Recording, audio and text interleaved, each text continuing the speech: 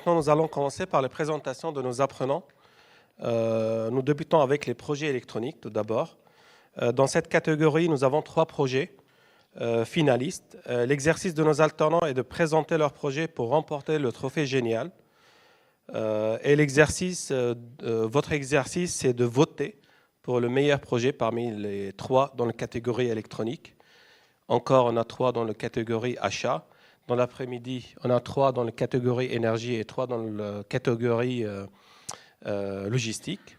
Et comme Mohamed il a mentionné que la catégorie humanitaire, c'est des posters derrière. Alors, à 12h30, vous pouvez visiter les stands derrière pour aussi choisir le meilleur poster. Alors, on commence par le premier projet intitulé « Développement intégral d'un fréquencomètre pour tester la valeur des oscillateurs à quartz ». Ce n'est pas chinois, hein. Là, je parle français. Mais l'équipe va vous présenter qu'est-ce que ça veut dire un oscillateur et c'était quoi le but de projet. Alors, c'est des alternants de Master USC, Électronique, Industrialisation et Supply Chain en 2e année. J'invite alors Boris, Simon, Vincent à monter sur scène. Pour rappeler, vous avez 10 minutes de présentation, 10 minutes de questions et à la fin de la catégorie, on passe vers les votes. Donc, bonjour à tous. Nous sommes ravis de vous accueillir ici pour les colloques et de vous présenter notre projet pour le groupement d'études et de novation pour l'ingénierie des achats et des logistiques. Donc, notre projet est intitulé le FréquenceMètre. Le groupe est composé de Boris Bertin, de Guillaume Simon et de moi-même, Vincent Wix. Et nous avons aussi Charles Fréard et Kian Bordeaux, qui ne sont malheureusement pas présents aujourd'hui pour monter sur scène. Donc, notre projet, le FréquenceMètre, a demandé des efforts dans divers domaines, comme le développement, la recherche, la conception, l'innovation, ou encore la programmation, et aussi dans le domaine de la simulation. Donc, tous ces domaines clés ont permis à notre projet d'être un succès auprès de Würtz Electronic. Et ainsi, notre Würtz Electronic est le plus gros partenaire de ce projet, car il nous a permis d'avoir ce projet et de nous le proposer, qu'on a accepté. Donc on peut voir que Würtz Electronic, avec ses chiffres, ils n'ont pas besoin d'un fréquence-mètre, et on peut se demander pourquoi nous proposer ce projet. Tout à fait. Alors pourquoi Würtz Electronic nous a proposé, sachant que Würtz Electronic c'est un fabricant et distributeur de composants électroniques passifs, et il faut savoir aussi qu'il propose des services aux ingénieurs de bureaux d'études en conception électronique. Et la problématique posée par Würtz, c'était comment mesurer la fréquence des quartz en fonction de leur environnement pour prouver ainsi leur dérive. Alors les quartz, c'est un composant électronique qui est majoritairement présent, par exemple, dans les montres. Et comme on peut le voir, Buzz Aldrin, pour l'anecdote, portait donc une montre pour son voyage sur la Lune. Donc on peut voir que ces composants peuvent être amenés à fonctionner en milieu relativement contraint. Donc une petite introduction sur l'électronique en général. Donc tous les systèmes électroniques sont composés de une ou plusieurs cartes électroniques. Et sur ces cartes électroniques, on a câblé des composants sur un PCB, donc un circuit imprimé, qui fait l'interconnexion entre ces composants par des pistes de cuivre. Et parmi ces composants, on peut retrouver différents types. Donc, par exemple, la résistance qui résiste au courant, le condensateur qui, entre autres, stocke l'énergie, et bien d'autres. Et parmi eux, le quartz, que je vais vous présenter juste là. Donc, qu'est-ce que c'est le quartz ?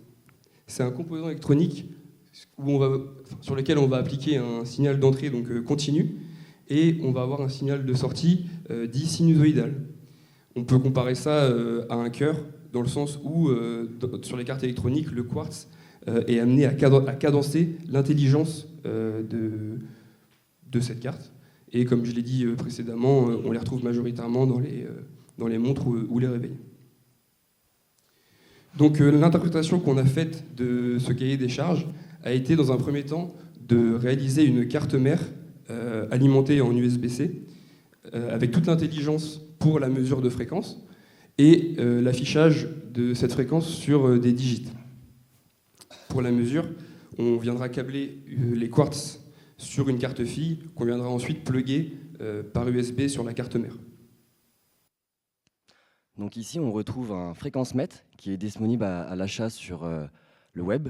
Et il y en a plein d'autres, mais on s'est posé la question de coup, pourquoi Würtz Electronic n'a pas justement acheté un fréquence-mètre directement sur le web? Parce que Würtz Electronic avait donc 4 contraintes qui fait qu'aucun fréquence-mètre sur le marché pouvait répondre à leurs besoins. Donc pour ça, la première contrainte, c'était qu'il soit facilement transportable. Donc une problématique sur le volume du fréquence-mètre, donc qu'il soit petit, et ainsi aussi une question de masse, qui soit léger. Ensuite, on a une deuxième problématique, c'est qu'aucun fréquence-mètre sur le marché dispose d'afficheurs 7 segments de la marque de Würtz Electronic. Ensuite, la troisième et la quatrième problématique, c'est des solutions qu'on a proposées à Würtz et qui en ont fait donc des problématiques. Donc pour ça, on a l'USB-C, qui est aujourd'hui une connectique universelle. Donc ça va être notre point d'entrée pour alimenter la carte. Et du coup, tout le monde a chez lui, par exemple, un câble USB-C vers USB-A ou vers USB-C. Donc la carte est facilement alimentable via un PC ou encore un bloc secteur. Et enfin, nous avons donc les cartes filles. Et ces cartes filles, donc, elles sont interchangeables et on peut mesurer ainsi n'importe quelle fréquence de quartz en fonction de son environnement restreint. Donc maintenant, moi, je vais passer à la réalisation du projet. Pour ça, la première étape pour concevoir un circuit, ça va être de choisir ses composants et de construire toutes les fonctions sur notre carte électronique. Donc on va pouvoir faire une analogie comme précédemment avec le cœur et le quartz. On va faire une analogie avec le corps humain. Donc construire les blocs et les fonctions de notre carte électronique, c'est comparé aux organes dans le corps humain. Donc on va retrouver le cœur qui est notre quartz, par exemple le cerveau qui peut être l'intelligence, donc notre microcontrôleur. Et pour faire l'interconnexion entre tous ces blocs et ces fonctions, on va comparer ça aux veines et aux artères qui font circuler le flux sanguin donc dans le corps humain et donc qui nous va faire circuler nos signaux et le courant dans notre carte électronique. Donc là, comme on peut le voir, on a la représentation sur une carte électronique, donc on voit bien le flux, les signaux qui se diffusent. Évidemment, il faut se baser sur certaines règles pour concevoir un circuit électronique, car sinon ça peut engendrer différents problèmes sur le produit final. Et en comparaison avec le corps humain, ici on peut voir qu'on est beaucoup plus dense. On a des composants qui sont placés de très peu de distance. Et donc ça peut engendrer certains problèmes aussi sur notre produit final. Donc voilà la carte qu'on a pu réaliser. Donc comme j'ai dit précédemment, il y a plusieurs blocs ou fonctions. Donc en haut, on peut retrouver donc les afficheurs qui vont nous afficher notre fréquence. Donc ça va être un organe comparé au corps humain. On a donc l'intelligence qu'on retrouve avec tout le flux, donc les pistes qui se diffusent. Et on peut retrouver aussi donc toute la connectique, notamment pour l'alimentation en bas de notre carte. Donc ici, on retrouve la panélisation. Donc au-dessus, on va retrouver notre carte mère et différentes cartes filles. Donc la panélisation va permettre de passer dans n'importe quel processus de fabrication standard. Donc ici, on peut apercevoir donc, des composants CMS, donc ça s'appelle des composants montés en surface. De plus, nous allons aller retrouver nos LED qui permettent d'afficher dans quelle gamme de fréquences on se situe dans la mesure de quartz. On retrouve donc nos 7 segments, qui étaient une contrainte. De plus, on va retrouver une de nos contraintes qui était notre alimentation via USB-C. À côté, nous allons retrouver des composants traversants, on les appelle des Through-Hole technologies. De plus, on retrouve donc nos différentes cartes filles et dessus, nous allons pouvoir apercevoir différentes plages pouvant accueillir des quartz ou du multi-empreinte pouvant accueillir donc n'importe quelle gamme de quartz ou d'oscillateurs de chez Würtz Electronic. Petit point de vue global de la carte et enfin une finition sur nos partenaires, sur la carte mère. Merci Vincent.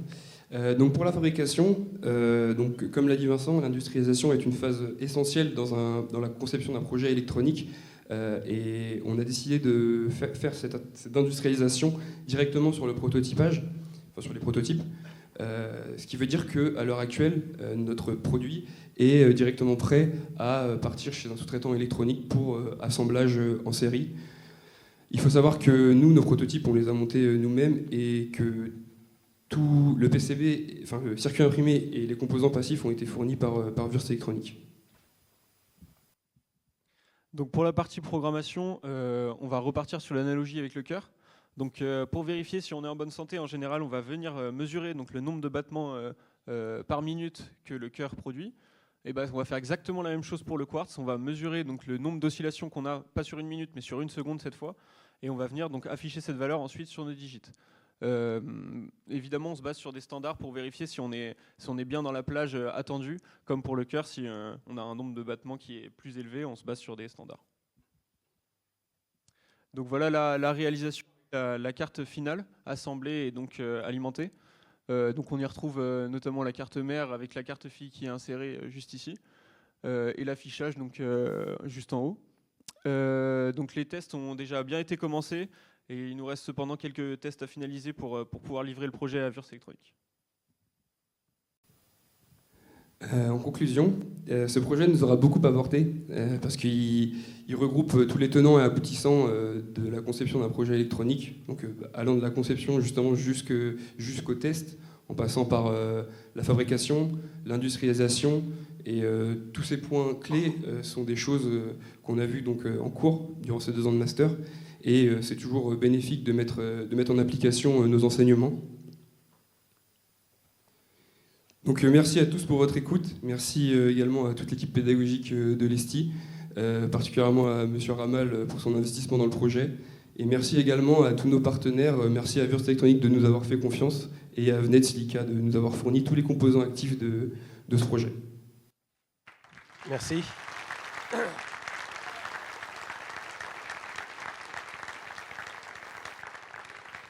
Maintenant, on passe vers la deuxième partie de l'exercice. Est-ce que vous avez des questions? Oui, c'était clair, mais quand même quelques questions. Pourquoi vous avez choisi de 1 à 70 MHz? C'était le cahier des charges qui nous était fourni par Würth Electronic. Est-ce que vous pouvez plus alors finalement? Aujourd'hui, ça n'a pas encore été testé. Donc, Merci. Merci. Des autres questions? Ok, moi j'ai préparé 2 questions. Alors ça, c'est un test descriptif pour les oscillateurs, c'est ça? C'est un test descriptif parce que normalement si on teste l'oscillateur, on ne peut pas l'utiliser dans des cartes. Ouais, c'est ça. Alors le but final en fait, c'était de faire des tests donc destructifs sur les cartes filles pour voir donc pour prouver leur dérive comme j'ai dit dans la problématique. Et de voir justement si, pour prouver aussi la fiabilité justement des composants Würth. D'accord, mais il n'y a pas une possibilité de transformer cette carte-là ou ce type de test pour les tests non destructifs? Comme ça, le même oscillateur, on peut l'utiliser dans plusieurs tests ou plusieurs cartes. Après, on a une problématique où c'est les quartz, on vient les braser directement sur une carte fille. Donc à venir débraser derrière, donc ça peut engendrer des complications sur le quartz. Donc c'est que des tests destructifs sur les quartz. On va venir mesurer, par exemple, un quartz avec différentes kappas qui permettent de stabiliser le quartz dans les alentours.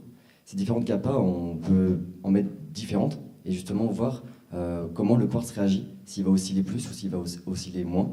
Et on va pouvoir montrer derrière à des ingénieurs dans des bureaux d'application et leur montrer du coup les effets parasites que peut faire un mauvais dimensionnement des kappas aux alentours. Aussi, on peut démontrer la température. La température peut jouer un rôle sur le quartz.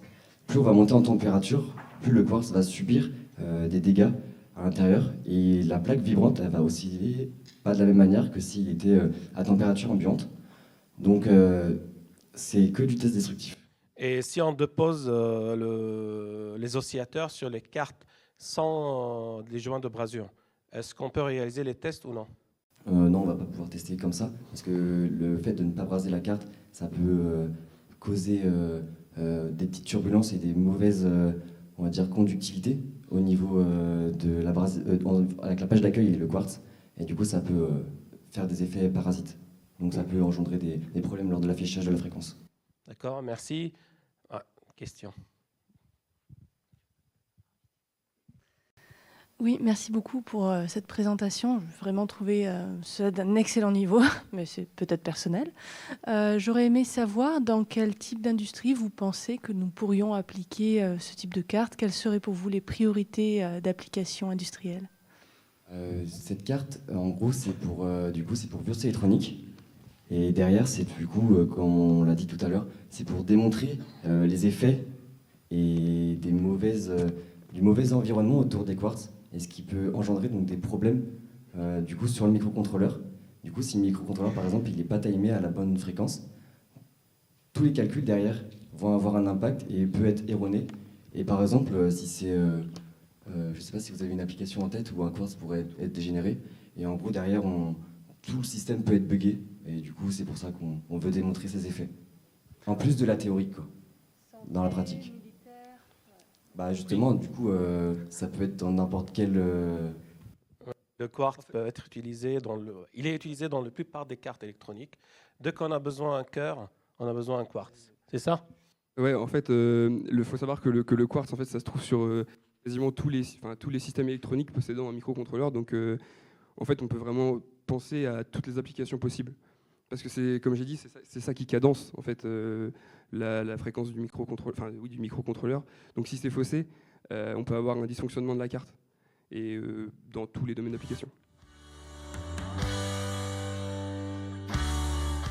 Bonjour à tous. Mes camarades et moi-même allons vous présenter notre projet génial de cette année, donc notre projet de Master 1. Le sujet de notre projet, c'est la sérigraphie de pistes conductrices à l'aide de la sérigraphieuse. Ce projet est en comparaison avec un projet de l'année précédente qui portait aussi sur une sérigraphie sur une pose de pistes conductrices à l'aide d'une imprimante jet d'encre. Tout d'abord, un peu de contexte. En fabrication électronique, comme le groupe précédent l'a expliqué, nous utilisons le PCB. Donc le PCB, c'est la partie qui permet de relier les composants entre eux via des liaisons électriques. Le contexte actuel, c'est un contexte qui est tendu. Il y a une forte hausse de la demande, le domaine aéronautique, le domaine militaire, par exemple. C'est un procédé qui actuellement nécessite beaucoup d'étapes de fabrication. Ce sont des procédés qui utilisent beaucoup de produits chimiques. On utilise beaucoup de minerais. Le principal, c'est le cuivre. On en utilise d'autres. Et l'utilisation de PCB augmente fortement et du coup, de par là même, les déchets augmentent beaucoup. Plus de 82% de déchets depuis 2010. Donc ce qu'on peut dire sur le PCB, la fabrication aujourd'hui, le délai de fabrication a explosé, l'impact environnemental est très très fort et ne cesse d'augmenter. Donc la sérigraphie. Donc nous, on a utilisé cette méthode pour réaliser des pistes conductrices. On vous a mis un petit schéma sur la droite qui représente la sérigraphie. Donc la sérigraphie, c'est un procédé d'impression directe d'encre via un pochoir et on peut utiliser multiples surfaces sur lesquelles on applique l'encre. Donc là, on a pris l'exemple d'un t-shirt, mais nous, on va l'utiliser sur un substrat. L'objectif de notre projet, donc là, c'était vraiment mettre en place une solution de prototypage rapide pour fabriquer des cartes en respectant au maximum l'environnement. Et via une sérigraphieuse, la SP210, qu'on utilise à l'école via les TP, avec un pochoir inox. Donc, une carte, c'est quoi? Une carte, c'est un substrat nu sur lequel on va venir poser des composants et les braser via une pâte à braser. Il y a la méthode soustractive et nous, via la sérigraphie, la méthode additive. Donc la méthode soustractive, on part d'un substrat, d'un laminé avec des couches de cuivre de chaque côté de l'isolant, plein, alors que la méthode additive part d'un substrat, n'importe lequel, du papier, de la résine, n'importe quel substrat. Ensuite, on va venir dans la méthode soustractive supprimer le cuivre, donc enlever un maximum de matière pour réaliser les pistes conductrices et les pastilles, alors que dans la méthode additive, on va juste venir rajouter la colle conductrice ou l'encre conductrice pour faire les pistes. Ensuite, dans la méthode soustractive, on va venir poser la pâte à braser et dans la méthode additive, ajouter de la colle pour coller les composants pour faire l'interconnexion entre la carte et les composants électroniques. Ce qui est sur les images à la fin, une fois les composants posés. Donc, pour notre projet, on a designé nos propres pochoirs. Donc, la seule donnée qui nous manquait, c'était l'épaisseur de pochoir. Donc, en discutant avec le fabricant nous a donné plusieurs pochoirs, comme on peut le voir ci-dessous. Donc, on a différentes épaisseurs allant de 120 microns jusqu'à 50 microns. Ces épaisseurs définiront justement nos épaisseurs de piste finale. Ça a eu plusieurs avantages parce que ces pochoirs, on les a eu gratuitement avec un délai court de 2 jours. Et ça nous a permis aussi de définir l'épaisseur la mieux adaptée pour notre projet. Donc l'épaisseur finale était de 120 microns. On a jugé que les autres étaient un peu trop fragiles. Comme on peut voir sur le 50 microns, il manque des morceaux. Donc le 120 microns, on a réussi à faire de la sérigraphie assez nette, des pistes bien nettes, alors que sur les autres, on avait des coupures. Pour le pochoir qu'on a sélectionné, on a le substrat, pardon. Le substrat qu'on a sélectionné, c'est de l'époxy FR4. Ce matériau est utilisé par beaucoup de fabricants et par beaucoup de monde dans la conception. Donc c'est un matériau isolant avec une grande disponibilité, une bonne résistance thermique et aussi il est compatible avec les pochoirs rigides inox. Ça permet justement de bien aplatir dessus. Donc après avoir fait nos premiers tests, on a refait justement nos schémas, ce qui va refaire notre pochoir. Donc on a fait deux blocs fonctionnels, parce qu'à la fin nous voulons justement des circuits fonctionnels. Donc comme on peut le voir à gauche et à droite, nous avons deux circuits fonctionnels avec différents types de composants. Des composants où on peut mettre des résistances, des LED et aussi un AOP. Donc on a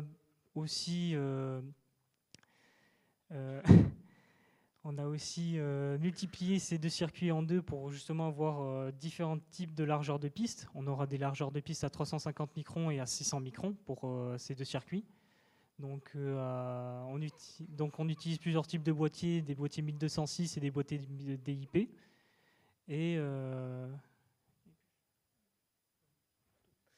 Du coup, au niveau des matières qu'on va venir ajouter sur la carte, donc la première matière qu'on va ajouter, ça va être l'encre conductrice. Donc ça va permettre de faire les pistes pour lier les composants entre eux sur la carte. Donc on a choisi la Volterra Ink 2, justement parce qu'elle avait une bonne viscosité.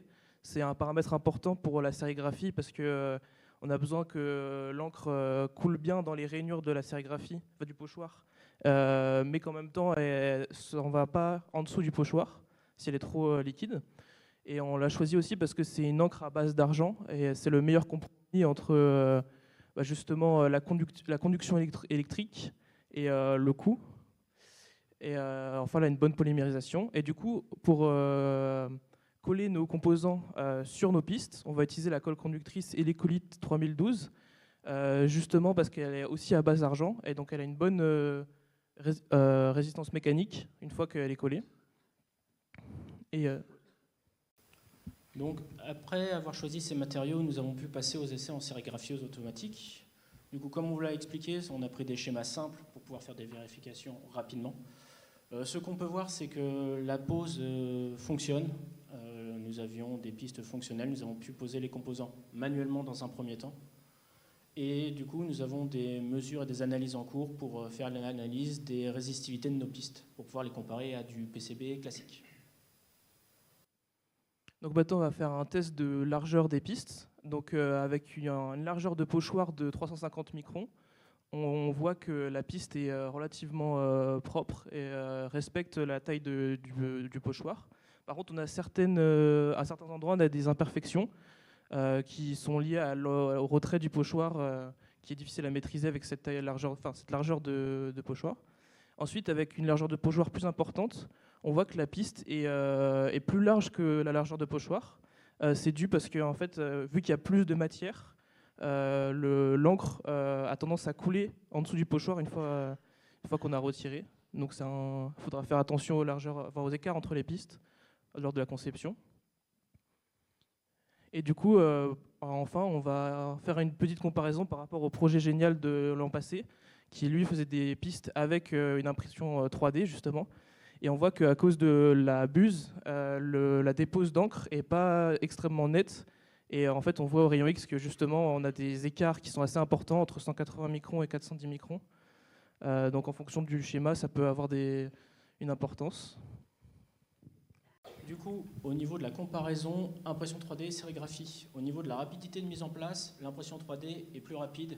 Il suffit d'avoir le schéma, il est possible de l'exporter dans la machine et de directement passer à l'impression. Sur tous les autres points, que ce soit le temps opérationnel, la qualité de piste et les encres utilisables, l'impression par sérigraphie est plus rapide et plus efficace. Donc, à la fin de ce projet, on a défini plusieurs axes d'amélioration. La première était d'utiliser un pochoir inox maillé, justement pour utiliser différents types d'encre qui sont adaptés justement au pochoir maillé. Le deuxième point est d'essayer différentes encres conductrices.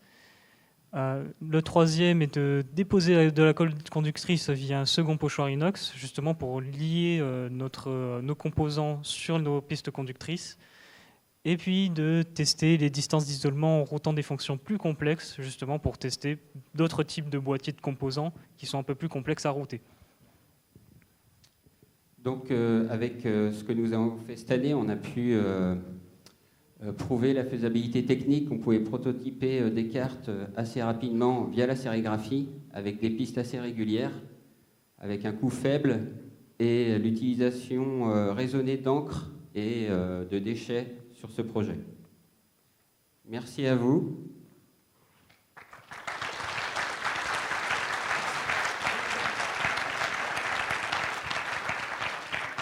Merci pour cette présentation. Maintenant, des questions. Est-ce que vous avez des questions? Préparez-vous, hein.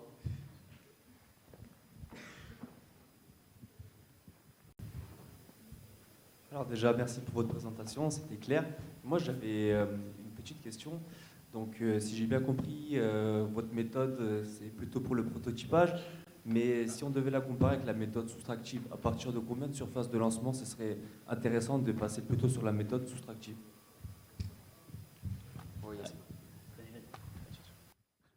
Il n'y a pas forcément de nombre, c'est plutôt la fiabilité. Actuellement, la méthode soustractive marche très bien et est très fiable. Et la sérigraphie est utilisée pour plutôt les produits grand public et les produits qui ont des formes spécifiques où il faut mettre des pistes sur des arrondis, sur des choses comme ça. Mais ce n'est pas la quantité. On peut faire de la très grande masse production avec de la sérigraphie.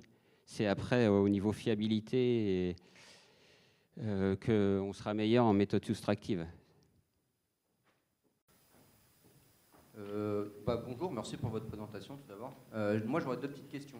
Vous avez parlé un petit peu économie, vous avez fait un comparatif en fait, entre la Volterra et le process de sérigraphie. Lequel est moins cher disons, tous les deux et combien ça coûte à peu près? Alors la Volterra, on l'a utilisée pour le process de sérigraphie. C'est vrai que les encres argentées coûtent assez cher.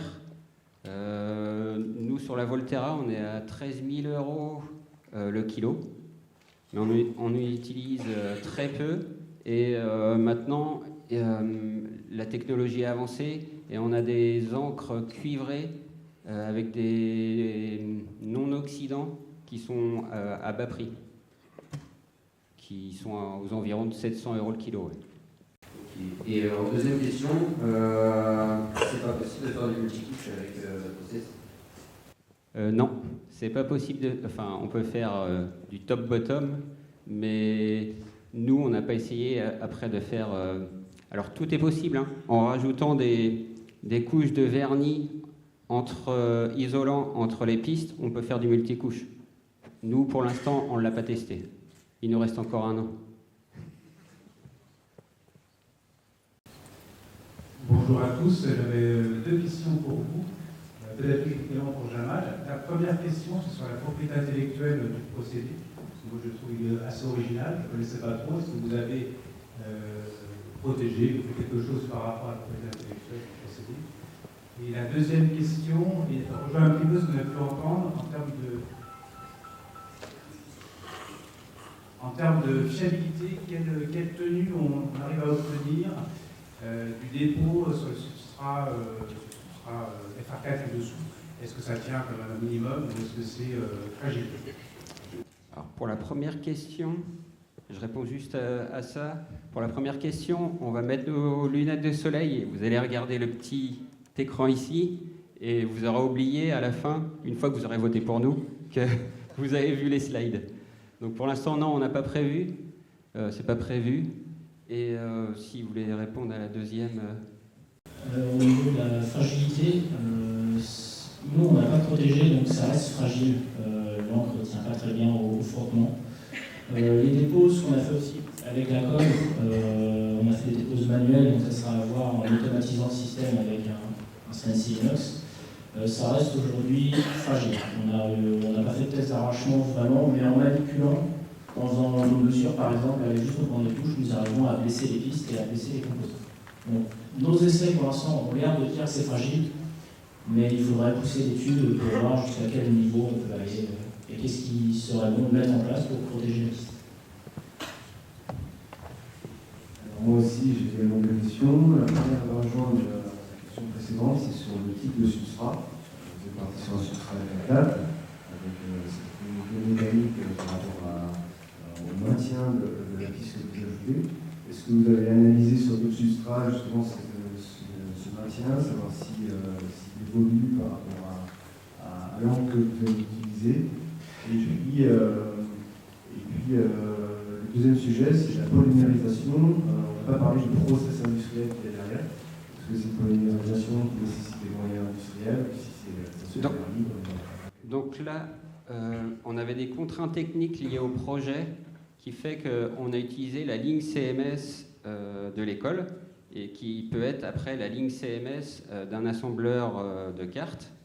Donc on est parti sur le substrat nu parce que dans la sérigraphieuse, c'était plus simple à partir avec de la résine d'époxy que du papier par rapport aux forces de racle et de pression qu'il y a dans la sérigraphieuse. Et pour la polymérisation, c'est dans la ligne. Après, on a le passage au four. C'est 15 minutes à peu près pour cette encre. Donc, comme pour l'assemblage d'une carte. On est 180 degrés. Après, suivant les encres qu'on utilise, la température est différente. Ok, merci. Juste pour répondre à la question de Christian sur la protection intellectuelle, en fait, il y avait des travaux qui étaient réalisés sur cette activité-là. Et quand on était en Allemagne, on a vu qu'eux, ils travaillent encore sur cette activité qui n'était pas encore commercialisée, mais ils ont encore des travaux de recherche et développement. On n'a pas copié parce que nous, on a commencé le projet en septembre 2023. Par contre, notre visite en Allemagne, c'était en avril 2024. Mais c'est ce qu'on peut rajouter. On peut être un petit peu plus rapide sur les multicouches. Si on ajoute des couches diélectriques au-dessus des pistes et on fait cette sandwich diélectrique conducteur, diélectrique conducteur, on fait des essais. Alors, on a peut-être un commentaire de ACP à compter. Bonjour. Oui, alors bon, je ne sais pas jusqu'à quel format vous pouvez aller au niveau des pochoirs. C'est un format standard de pochoir pour une sérigraphieuse d'un assembleur de cartes. Ouais.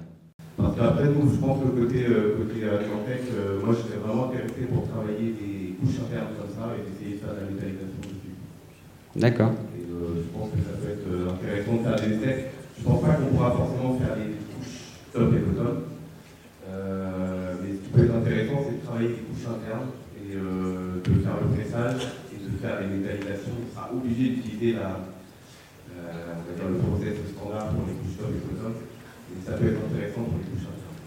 Et de faire des essais, et pourquoi pas de faire des essais de vieillissement aussi, de voir comment ça évolue avec des chocs thermiques et tout ça. Merci à vous. Vous avez un projet pour l'année prochaine. Voilà. Merci beaucoup.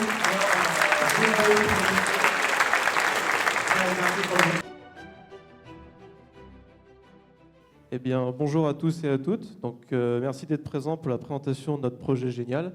Alors, notre projet nous a consisté à travailler sur la caractérisation de pâte à braser haute fiabilité.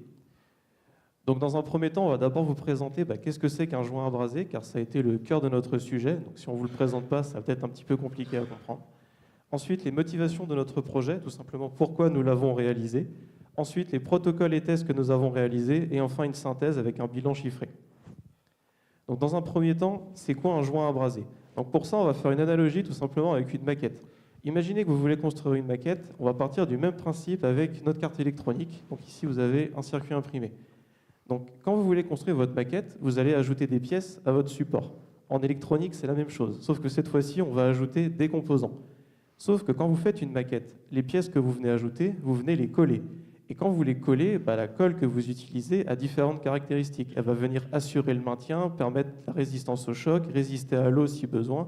Elle a différentes propriétés. Et en électronique, c'est pareil, sauf que ce n'est pas une colle qu'on va utiliser, c'est ce qu'on appelle une crème à braser.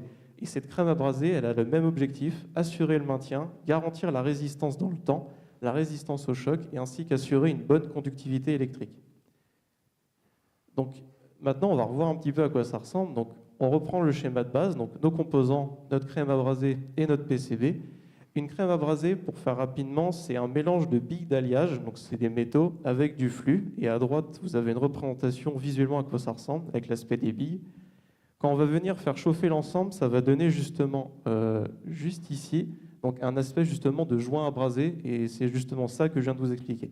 Et à droite, vous avez la représentation de la carte que nous avons réalisée, et vous avez ici justement une maquette de la carte prototype que nous avons faite, avec toutes les parties qui s'allument en rouge, justement, vont être les plages d'accueil où justement il y a eu la réalisation de ces mêmes joints. Bonjour. Du coup, pour essayer d'illustrer pourquoi, les raisons de notre projet, on a voulu faire une analogie avec quelque chose que l'on vit tous. Vous faites vos courses dans un supermarché, vous allez dans le rayon cosmétique, là on a pris l'exemple du shampoing. Vous avez une multitude de produits qui utilisent tous des superlatifs, donc c'est des arguments très commerciaux pour vous expliquer qu'un shampoing est spécial pour cheveux secs, aux cheveux mixtes, on va même retrouver des shampoings pour les chauves. C'est véridique, vous vérifierez. Dans le monde de l'industriel, c'est pareil. On va retrouver des crèmes à braser qui sont ici, qui nous proposent un tas de crèmes à braser, soit standard, mais après derrière on va avoir de la performance, de la haute performance, de l'ultra performance. On en a inventé une, la Giga Ultra Performance Plus Plus, elle viendra, celle-ci. Toujours est-il que pour l'industriel, lui, il a un besoin, c'est de concevoir des produits qui doivent répondre à des exigences dans différents domaines. Sauf que c'est un casse-tête. C'est un casse-tête pourquoi? Parce que c'est quoi la meilleure entre la performance ultime et la méga performance ou autre. Donc notre projet, c'est une étude comparative. L'étude comparative, elle s'est présentée sous la forme suivante. Nous avons testé 6 crèmes à braser haute fiabilité que nous avons câblées, donc une 7e crème qui est la crème standard, que nous avons câblée sur à chaque fois 2 cartes, donc 14 cartes au total. Histoire d'être sur les mêmes paramètres que ce qu'on a l'habitude de voir dans le milieu industriel, nous avons réalisé cet assemblage de cartes sur une ligne standard CMS, où on va retrouver les différentes étapes de sérigraphie, SPI, robot de placement et four à refusion. Parlons maintenant des besoins. On va revenir sur les besoins qui ont été introduits ultérieurement, qui en fait sont liés directement au secteur d'activité dans lequel la carte va évoluer. Donc on va retrouver des impératifs dans ces secteurs d'activité, tels que la longévité ou les résistances de variation aux températures, qui sont en réalité nos besoins. Ces besoins ensuite nous ont donné des zones de test à faire, donc par exemple le vieillissement, les taux de void ou encore les chocs thermiques. Et on a réalisé des protocoles de test par rapport à ces tests-là et par rapport aux normes qui existent déjà. À savoir, une chose importante, c'est qu'on a utilisé un seul et même unique protocole pour chaque catégorie et pour chaque crème. Comme ça, on évite la variable sur les protocoles de test, ce sera uniquement la crème, notre variable. Concernant les tests, les protocoles de test, revenons un petit peu plus en détail dessus. Donc ici, on a un protocole de test sur les contraintes thermiques. On a utilisé 2 outils industriels lourds.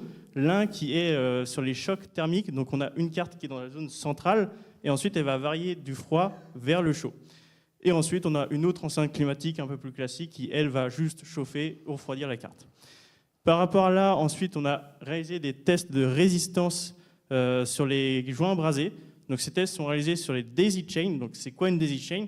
C'est en fait, on a relié électriquement chaque composant pour en fait faire une zone de mesure en série. Ça évite de mesurer un composant par un composant. On fait tous les composants en même temps, ou du moins plusieurs composants en même temps. Donc, on a un exemple d'une ligne daisy chain en MELF ici.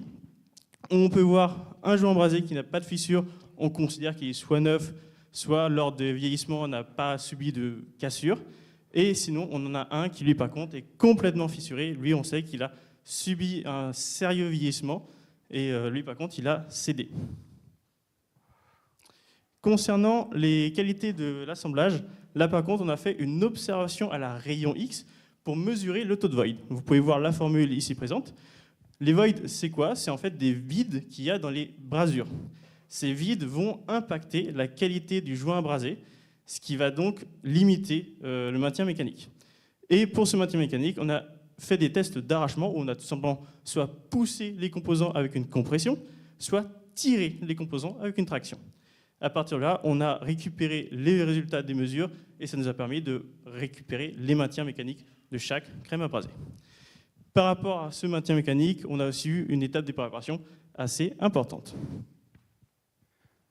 Alors, tous les tests qu'on vient de vous présenter, les protocoles, nous ont permis d'avoir une base de données assez importante. Donc, cette base de données a été traitée sous différentes formes. Ça nous a permis de sortir des mesures, des observations, des tableaux, etc. Donc, le but, ce n'est pas vraiment de rentrer dans le détail des résultats, mais ce qui reste quand même important, comme on l'avait mentionné avant, c'est que le protocole de test consistait à figer tous les paramètres de façon à ce que le seul paramètre influent était la pâte abrasée.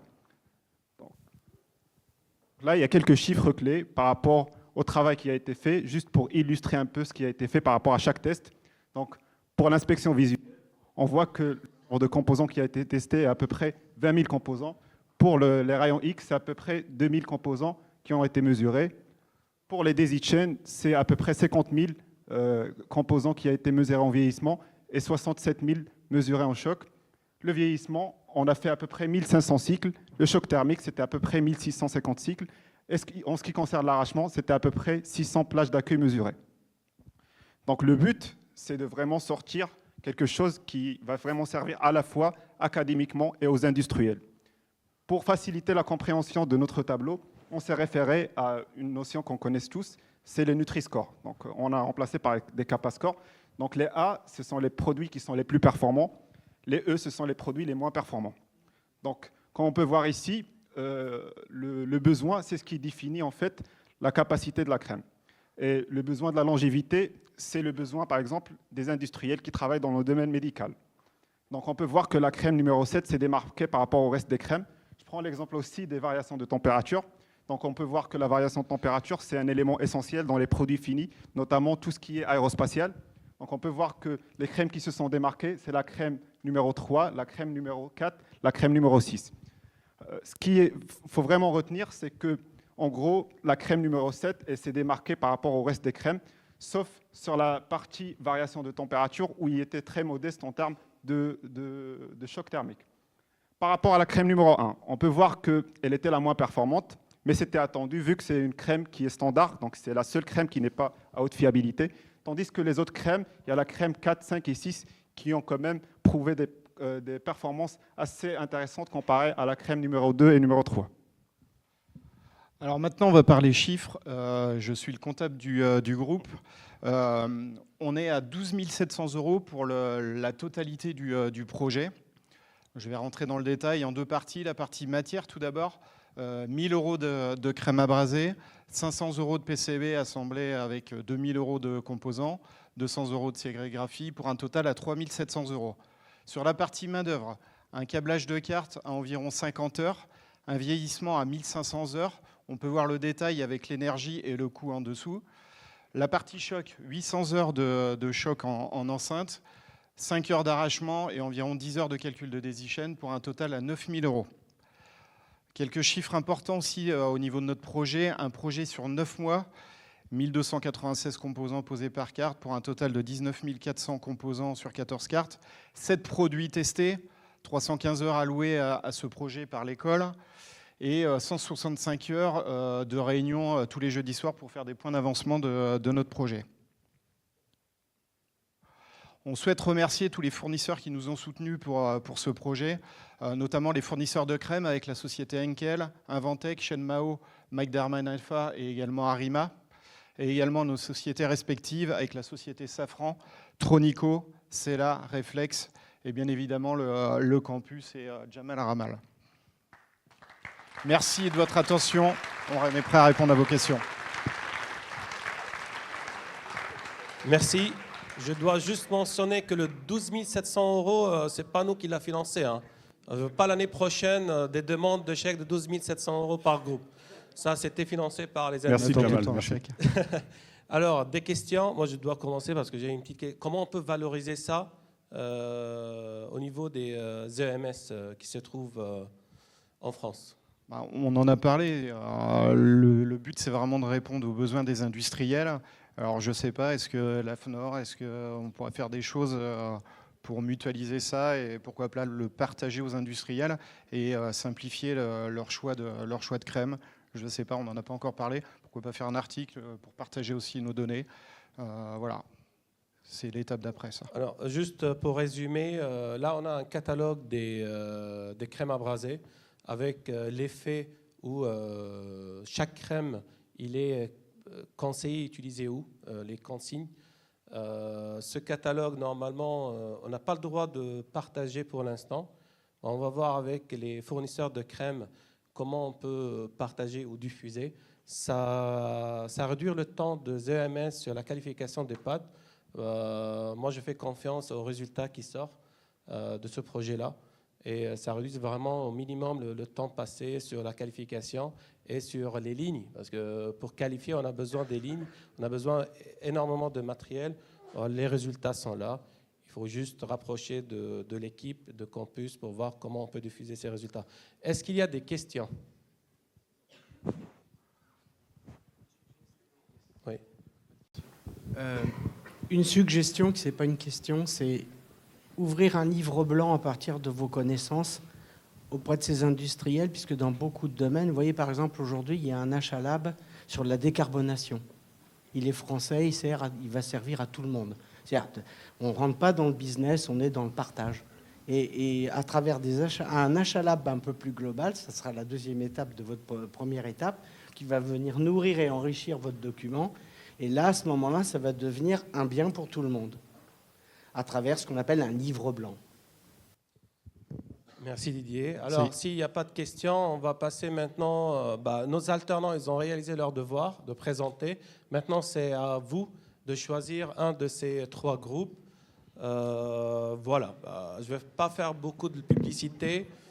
J'attends Mohamed qu'il partage le barcode pour choisir un de ces 3 projets. Maintenant, c'est les résultats. On va commencer par la filière électronique. Le groupe qui a gagné parmi ces 3 projets, 105 votes pour caractérisation de crème abrasée haute fiabilité. Bravo. J'invite le groupe de projet caractérisation sur scène. C'était un très bon travail. Merci beaucoup pour cette qualité, pour le temps passé sur le projet. C'est de fierté d'avoir ce type de projet dans le master. Merci et félicitations.